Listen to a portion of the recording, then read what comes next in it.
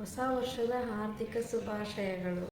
ಎಲ್ರಿಗೂ ನಮಸ್ಕಾರ. ಎಲ್ಲರೂ ಹೇಗಿದ್ದೀರಾ? ಐ ಹೋಪ್ ಎಲ್ಲರೂ ಚೆನ್ನಾಗಿದ್ದೀರಾ ಅಂತ ಭಾವಿಸ್ತೀನಿ. ಹಾಗೆ ನಾನು ಕೂಡ ಸೂಪರಾಗಿದ್ದೀನಿ ಅಂತ ಹೇಳ್ತಾ ಇವತ್ತು ಜಾಮೂನ್ ಮಾಡೋದನ್ನು ತೋರಿಸ್ಕೊಡ್ತಾ ಇದ್ದೀನಿ. 5 ಮಿನಿಟ್ಸಲ್ಲಿ ಜಾಮೂನ್ ಮಾಡ್ಕೋಬೋದು. ನಾವು ಎಷ್ಟು ಬೌಲು ಸಕ್ಕರೆ ತೊಗೊಂಡಿರ್ತೀವೋ ಅಷ್ಟು ಬೌಲು ನೀರು ಹಾಕೋಬೇಕಾಗುತ್ತೆ. ನಾನಿಲ್ಲಿ 3 ಬೌಲು ಸಕ್ಕರೆ ತೊಗೊಂಡಿದ್ದೆ, 3 ಬೌಲು ನೀರು ಹಾಕ್ತಾಯಿದ್ದೀನಿ. ಸೊ ಇದನ್ನೀಗ ಕುದಿಸೋದಕ್ಕೆ ಇಡೋಣ. ಹಾಗೆ ಒಂದೆಳೆ ಪಾಕ ಬರೋ ತನಕನೂ ಕೆಲವರು ಕುದಿಸ್ಕೋತಾರೆ. ಬಟ್ ಕನ್ಸಿಸ್ಟೆನ್ಸಿ ಗೊತ್ತಾದ ಮೇಲೆ ನೀವು ಪಾಕಕ್ಕೆ ಸ್ವಲ್ಪ ಏಲಕ್ಕಿ ಪೌಡರ್ ಹಾಕ್ಬಿಟ್ಟು ಇಟ್ಟಿದ್ದೀನಿ.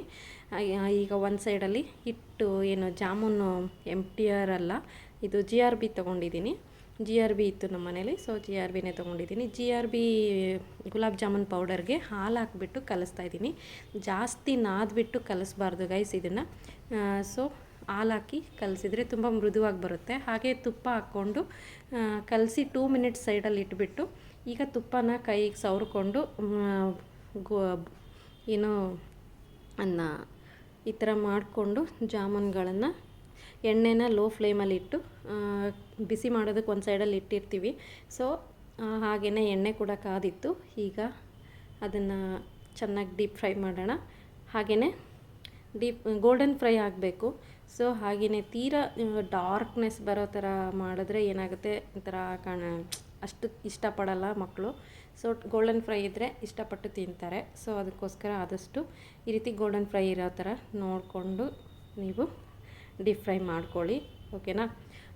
5 ಮಿನಿಟ್ಸಲ್ಲೇ ಆಗಿಬಿಡುತ್ತೆ ಗೈಸ್. ಒಂದು ಸೈಡು ಸಕ್ಕರೆ ಪಾಕ ಮಾಡಿಕೊಂಡು ಇನ್ನೊಂದು ಸೈಡು ಈ ಥರ ಲೋ ಫ್ಲೇಮಲ್ಲಿ ಎಣ್ಣೆ ಕಾಯೋದಕ್ಕೆ ಇಟ್ಟಿದ್ವಿ ಅಂದರೆ ಕಲಸೋದು ಒಂದೇ ಲೇಟ್ ಆಗುತ್ತೆ. ಜಾಮೂನ್ ಪೌಡರ್ನ ಕಲಿಸ್ಬಿಟ್ಟು ಅದು ಗುಂಡಕ್ಕೆ ಅದು ಬಾಲ್ಸ್ ಎಲ್ಲ ಮಾಡ್ಕೋತೀವಲ್ಲ ಜಾಮೂನ್ ಉಂಡೆಗಳನ್ನು, ಅದನ್ನು ಉಂಡೆಗಳು ಮಾಡೋದು ಲೇಟ್ ಆಗುತ್ತೆ ಅಷ್ಟೇ. ಅದು ಬಿಟ್ಟರೆ 5 ಮಿನಿಟ್ಸಲ್ಲೇ ಆಗೋಗುತ್ತೆ. ನೋಡಿ ಡೀಪ್ ಫ್ರೈ ಮಾಡಿದ್ದೀನಿ.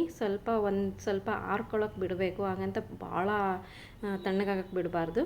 ಸ್ವಲ್ಪ ಈ ರೀತಿ ಸಕ್ಕರೆ ಪಾಕ ಕೂಡ ಜಾಸ್ತಿ ಬಿಸಿ ಇರಬಾರ್ದು. ಓಕೆ, ಲೋ ಫ್ಲೇಮಲ್ಲಿದೆ ಅಂದಾಗ ನೀವು ಲೋ ಫ್ಲೇಮ್ ಅಂತೀನಿ, ಸ್ವಲ್ಪ ತಣ್ಣಗಾಗಿದೆ ಅಂದಾಗ ನೀವು ಜಾಮೂನ್ಗಳನ್ನು ಈ ರೀತಿ ಹಾಕಿದರೆ ಅದು ಮೇಲೇ ಬಂದುಬಿಡುತ್ತೆ, ಕೆಳಗೆ ಕೂರೋದಿಲ್ಲ. ಚೆನ್ನಾಗಾಗಿದೆ ಅನ್ನೋದಾದರೆ. Thank you so much. ಹೀಗೆ ನೋಡ್ತಾ ಇರಿ.